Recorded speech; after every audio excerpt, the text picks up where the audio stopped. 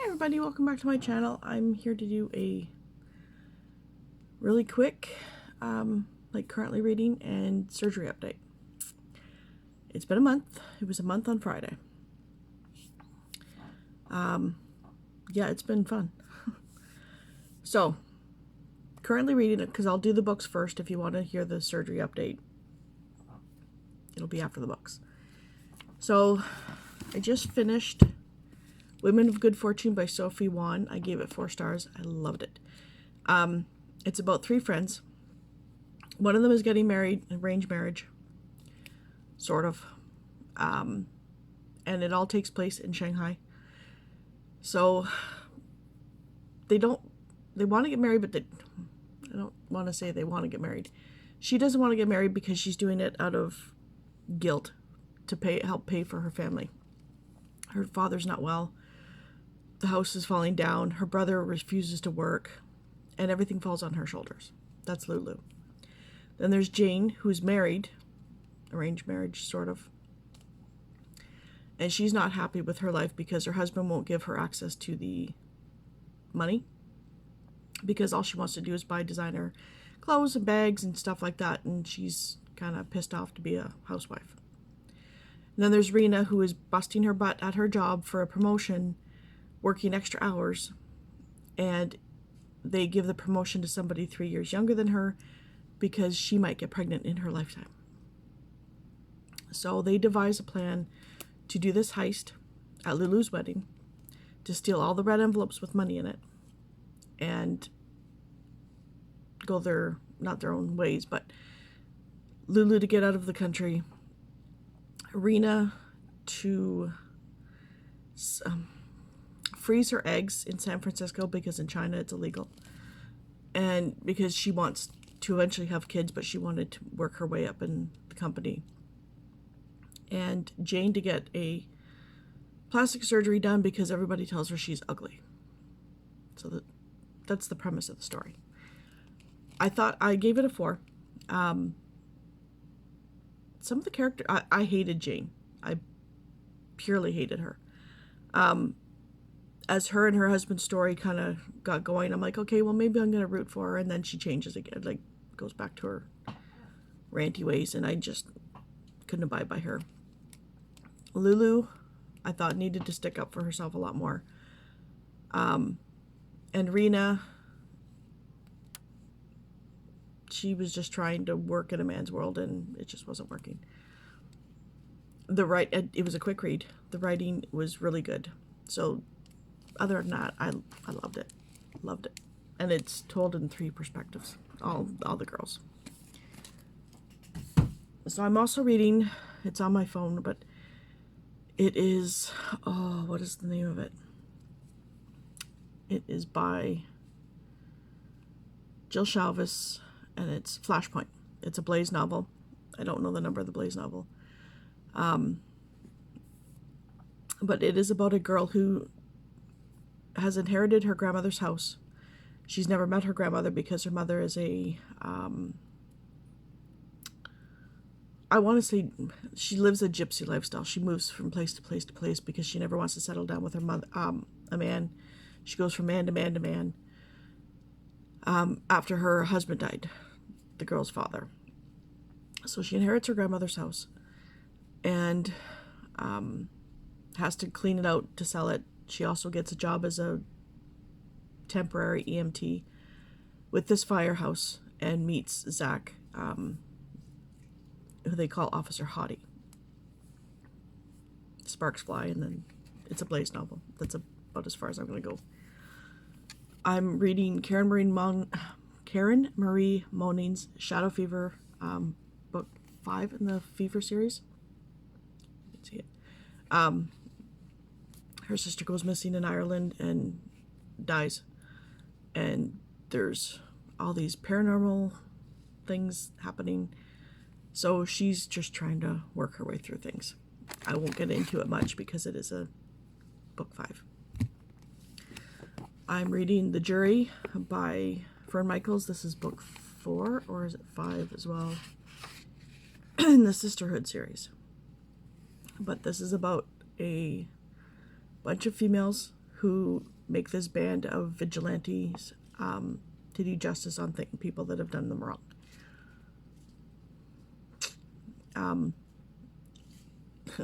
I read most of this last night, so that's how quick and good of reads these are. And then finally, I'm reading Strange Weather by Joe Hill. I haven't really gotten much into it.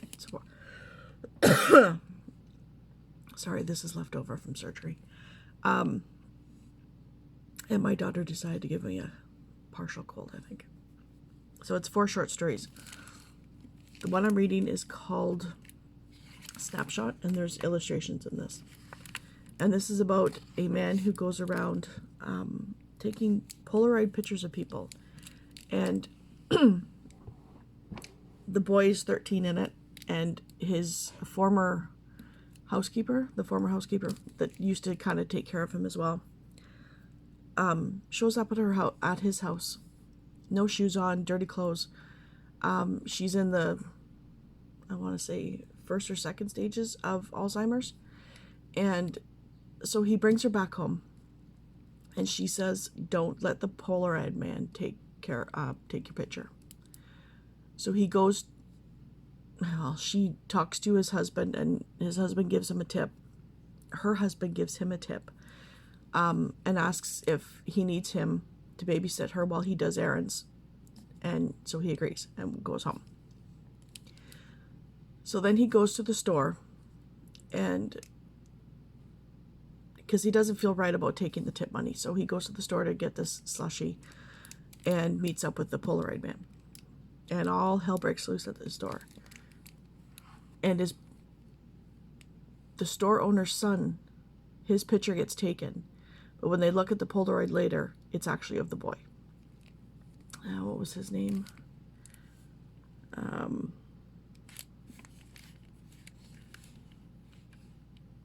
I can't remember. I know the Bukes are the...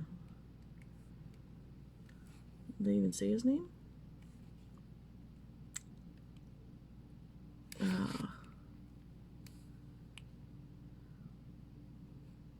don't know if they say his name or not. I can't remember. They say everybody else's, but...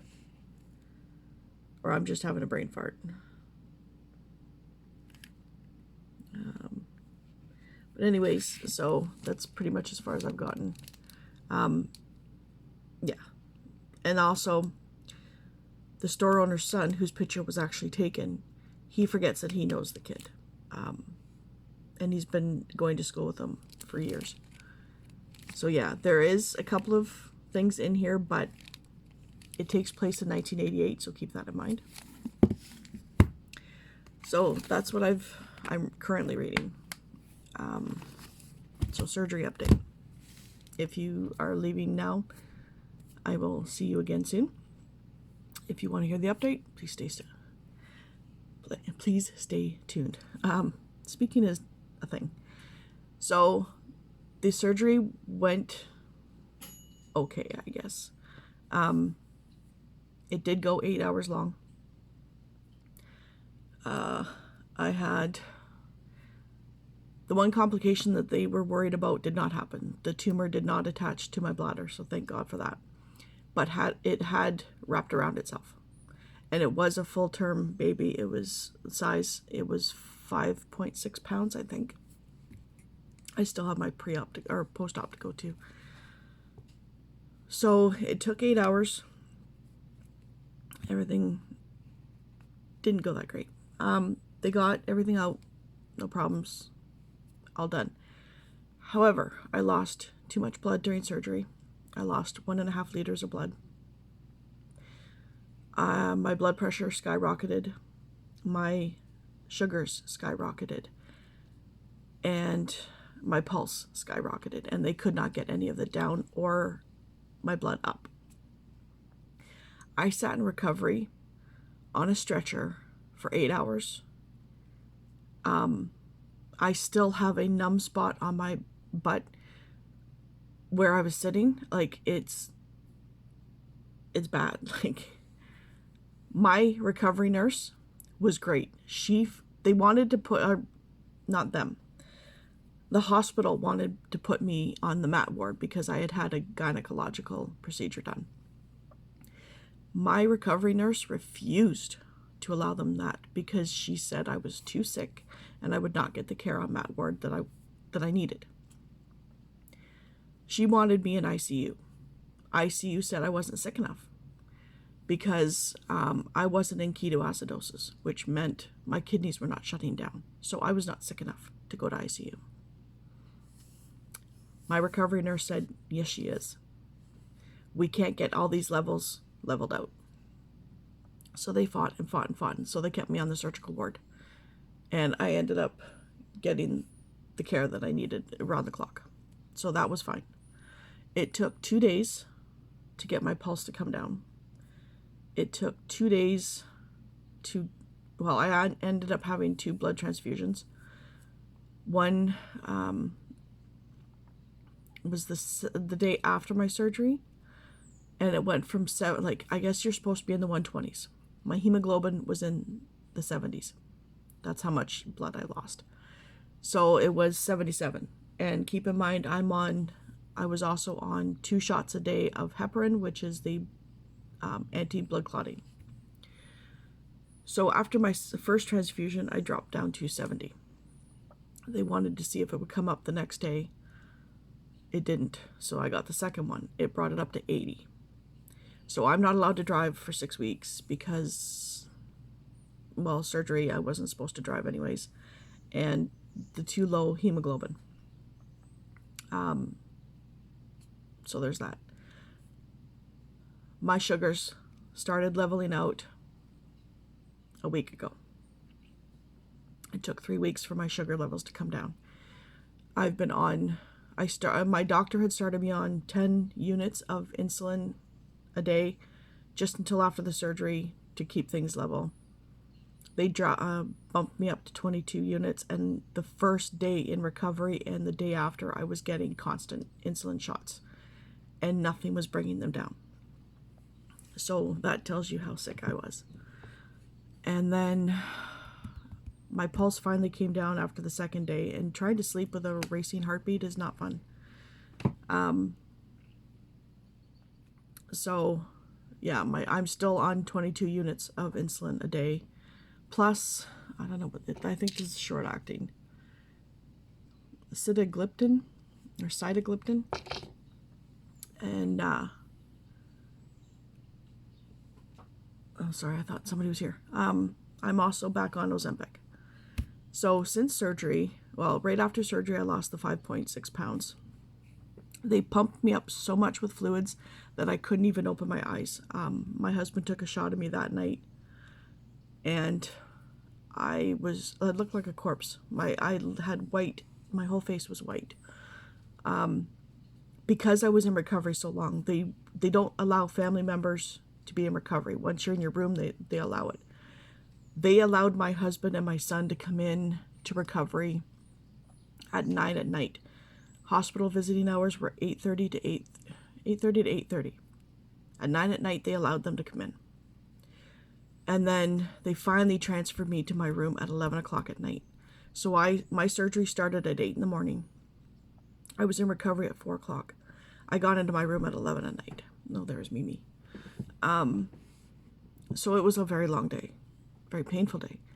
They also, during surgery, strapped me down. So I couldn't use my arms at all because they strapped me down so hard that they wrenched my shoulders. I can use this one now, and I had to learn how to wipe myself and eat with my left hand. Okay. I still don't have full functionality of my right arm. I cannot, this is as far as I can go. I can't, I can go right behind my back. I can't with this arm at all. So that's still all buggered up. Healing was great. Surprisingly, even with the high blood sugar, I healed perfectly.